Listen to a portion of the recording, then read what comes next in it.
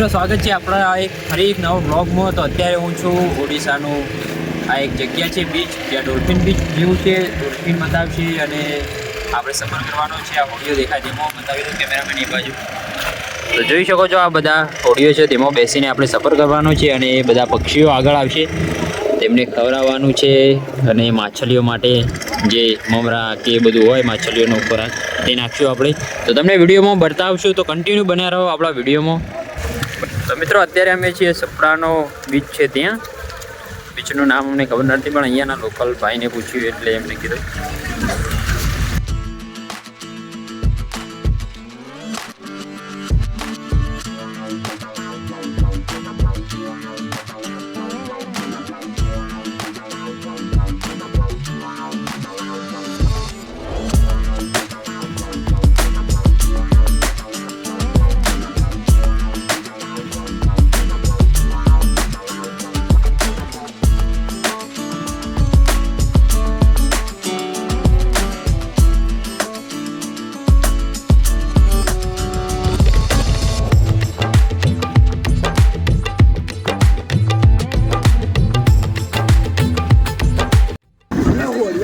તો મિત્રો જેવા અમે ફરીથી બહાર નીકળ્યા તો વરસાદ ફરીથી ચાલુ થઈ ગયો.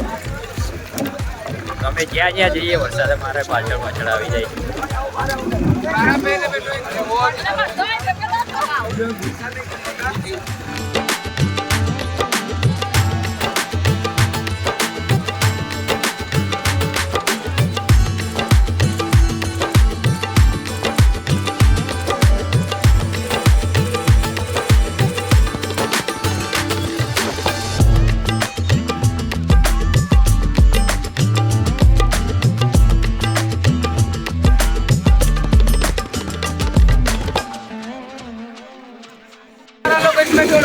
તો મિત્રો આ બોટમાં બેસવાનું છે આપણે. તો ચડ જાવ ઉપર.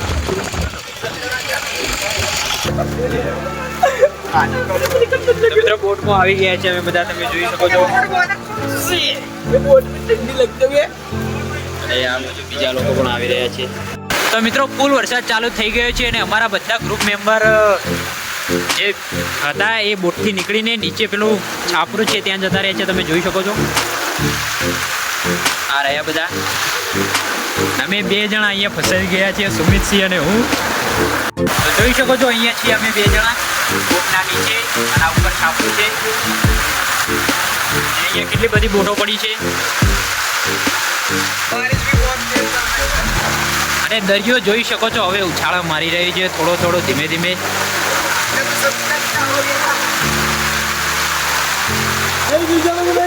અને આ બોટ વાળા ભાઈ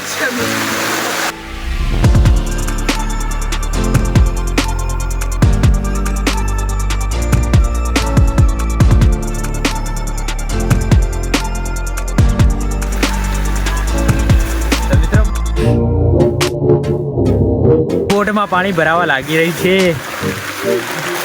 અને અમે બાજુની બોટમાં ફસાઈ ગયા છીએ.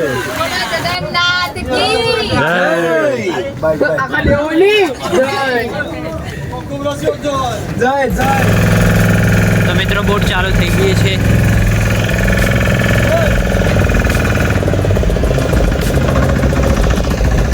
અને આ બાજુ દરિયો તમે જોઈ શકો છો. તો મિત્રો આ કેકડા આવી ગયા છે દરિયામાંથી લાવીને.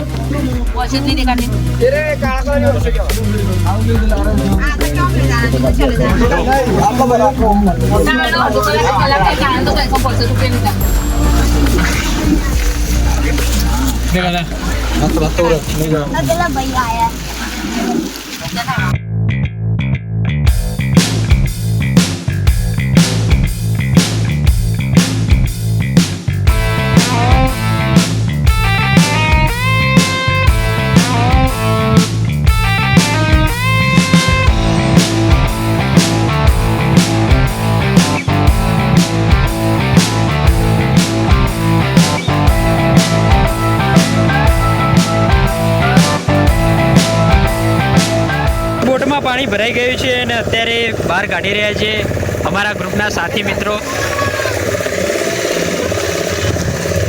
જોઈ શકો છો.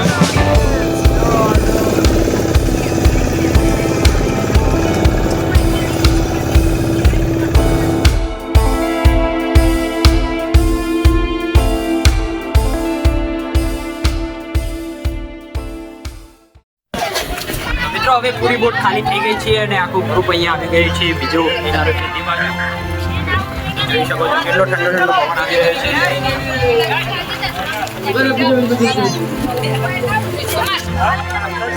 તો મિત્રો અત્યારે અમે અહીંયા આવી ગયા છીએ પેલી બાજુથી અને આ બધા ગ્રુપના લોકો ઉતરી રહ્યા છે કિનારા પર.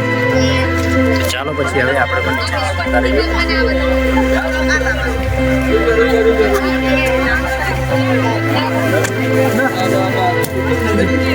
ચાલો પછી હવે જઈએ નીચે.